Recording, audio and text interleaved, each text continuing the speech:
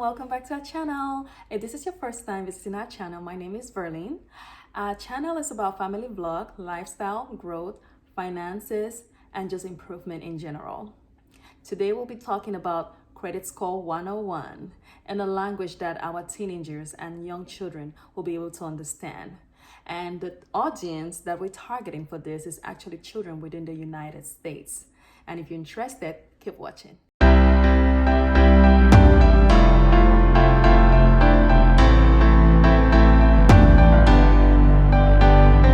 Parents and adults living within the United States of America, as you all know, credit score and financial management is one of those topics that is not really being taught in our children's school per se.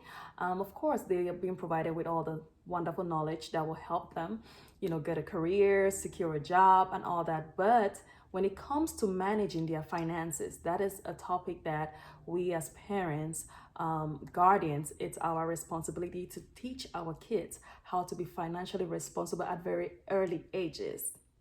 So this is a general look of what a credit score looks like.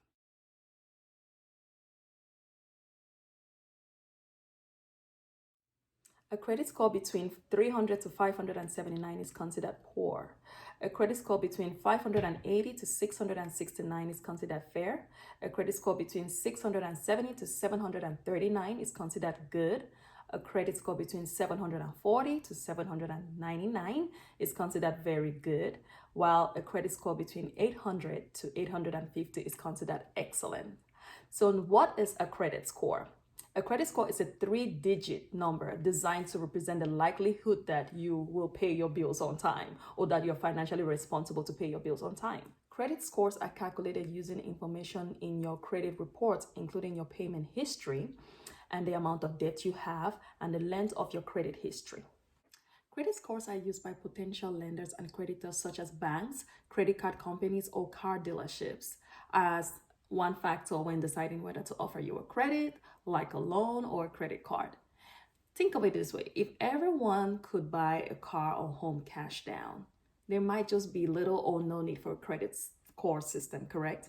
Unfortunately, that is not always the case because not everyone can afford to buy at 100% cash down, right? For example, if you go to Walmart to buy the new PS5 game console and you only have $200 and you're told that that console costs $1,000 and you're not able to buy it because you don't have the full price for it, guess what? Walmart could actually offer you a credit card that will allow you to pay for the remaining $800 that you are owing or that you don't have so that you can take home your PS5 game console the same day. In this scenario, Walmart is the lender because they are lending you the money that you need, the $800 that you need to complete the $1,000 to buy your PS5 console. And you are the borrower because you are borrowing money that has to be paid back. This implies that you have to pay back the $800. Always make sure you read the terms and conditions for that credit that Walmart is providing to you before you sign it.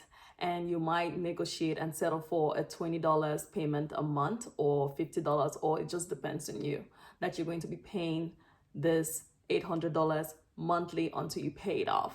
But keep in mind, the lower the monthly payment that you pay, the more interest you will end up paying. So it's always better to pay it off faster or pay, a higher amount monthly.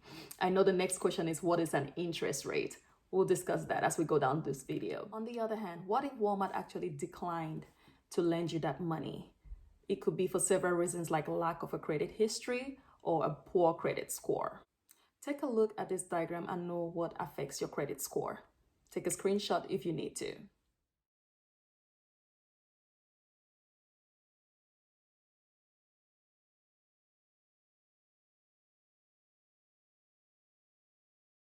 According to FICO score, your credit score is partitioned in these percentages. 30% goes to credit utilization, 35% goes to payment history, 15% goes to the credit age or how long you've had that credit, and 10% goes to credit inquiries, while the remaining 10% goes to credit mix, which is a variety of other things. All these percentages together make up 100%, and this is how your credit score is generated based on how well you manage every section. So it's important not to neglect a section and say, for example, oh, I'm very good at my payment history, I always pay on time. But then you don't do too well with credit utilization, you don't do too well with your credit age and all that. So you have to, you have to be good in all those areas to keep your credit score good and, to raise your credit score. A credit bureau is a credit agency whose primary job is to gather information about you. Those credit details include open credit lines such as auto loans, student loans, mortgages, payment history, monthly balances, and all that. Credit bureaus can also check public records to see if you've had any bankruptcies, civil lawsuits, foreclosure, tax liens, or other types of collection accounts. All this information is put into a statement called a credit report. So now that we understand what a credit score is and how important it is, how can you build one? Open your first credit card account if you already have an established credit history. I was 22 when I opened my very first credit card account. That was actually with Bank of America, and that is because I already had a checking and savings account with them since I was working at the time. So pretty much I'd already built a financial history, so it was easier for them to give that to me. So for those of you teenagers out there that are not working or have no source of income coming directly or haven't built any kind of a financial history, there is still hope. There are other ways that you can do this. If you're not approved for a regular credit card, try opening a secured credit card. This is a secured credit card. Basically is you putting your own money in the card, and this is just because you don't have any financial history or you have a poor credit. You can do that with with any financial institution. They will provide you with that account or open that account for you, but you will have to put your money inside versus a regular credit card where they give you their money or they lend you their money. So you will have to put your money inside and then you manage it. You use it wisely every month, and that will start building your credit history. And if you still have an issue getting a regular credit card or a secured credit card, try becoming an authorized user on someone else's credit card. For example, my niece, when she was 17, I opened her a money account with Capital One. Capital One has a money account where you can actually have your children, start, learning how to manage their money. You can actually have a savings account for your child as early as 8 years old. So with the money account, she started building her, financial history. They started seeing how responsible she is. And when she turned 18, the first thing I did was to try to apply for some credit cards for her directly, and it was declined. But that's okay, don't worry. That will happen a lot, when they think that you're young, you don't have a permanent income coming in. So what I did was to add her as an authorized user on my credit card. And her own credit card was mailed to her in 3 business days. When she received it, we activated that card, and her ever first credit score was reported at 695, if I'm not mistaken, which is pretty good, for a beginner. And as we speak, as of today, she's actually way above that because she's really good at managing her money. Okay. There are also other ways you can build your credit history without a credit card. For example, pay student loans. Remember, your credit report is a snapshot of how well you manage what you owe. If you graduated from college with student loans, paying it monthly will definitely improve your credit history and score. Another way to build your credit score is to take out an auto loan. And this is because this is one of the easiest loans to actually obtain. And of course, you want to make sure that you have, some income coming into, so you can be responsible and be able to, do your monthly payments on time. Now, once you've successfully built a credit history and a credit score, what do you do to maintain it or keep it high? Have you heard of the 30% rule? The first time I heard about that, I asked myself, is that even a thing? It is commonly said that you should aim at using less than 30% of your available credit.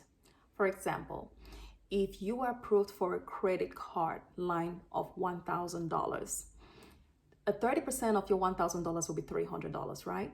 So $300 is like, the maximum you should use it for. But I will personally advise you to use a maximum of about $200, right? To keep it below that 30%, which is what is called safe. What that tells the creditors or the lenders is that you are responsible enough to manage your money, and you'll be able to pay on time.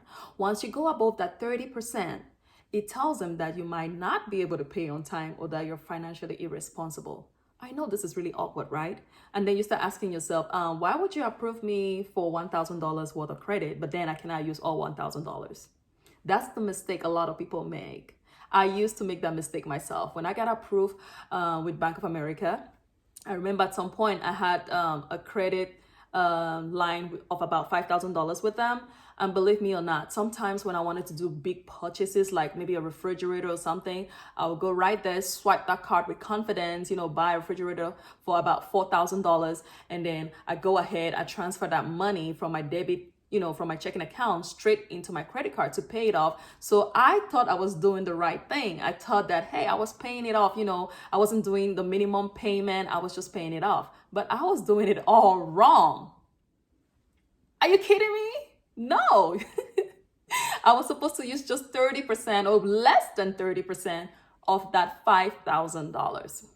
I know, it sounds really crazy that why would they give you that much money, but then there is so much limitation to how you should use that money. So if you never knew what the 30% rule of thumb is with credit cards, now you know. Always aim at keeping your available credit usage below 30%. That will increase your credit score and show the lenders that you are very responsible. Other ways to improve your credit score is to pay off your student loans on time, because those are definitely reported to the credit bureau. And every other loan, every other thing that you're owing, basically just try to, get to a point where you can do a monthly payment so that will be reported as well, and it will show them that you're financially responsible. Also keep in mind that credit cards do have a minimum payment that needs to be paid on the due date once you use them. Even though the minimum payment could be as little as $25, depending on what your credit line is, I will advise you to pay it all off every month if possible, because those interest rates do accrue. Now, I've used the word interest rate again, right? So what is an interest rate? An interest is a monthly or annual fee that the lender charges you, the borrower, for lending their money to you. The interest rate is the percentage of the money that you borrowed that is being charged to you. So it's never too early to start learning how to be financially responsible. If you need to talk with your parents, your guardians, your elders to help you start managing the little pocket allowances that they give you or money that you have for you to learn how to be responsible with your money, go ahead and do that. Because these are life skills that you will definitely face in the real world. I wish that I knew this when I was, still in middle school, or I was way younger, or I had this kind of information or these resources, to make better decisions. But it's never too late. I hope that you learned something from this video. I hope that your guardians or your parents learned something from this video as well. If you found this video resourceful, go ahead and hit that like button. Leave us a comment. Subscribe to our channel and click on the bell so you can get notified each time we post a new video. Thank you for watching. I'll see you in the next video.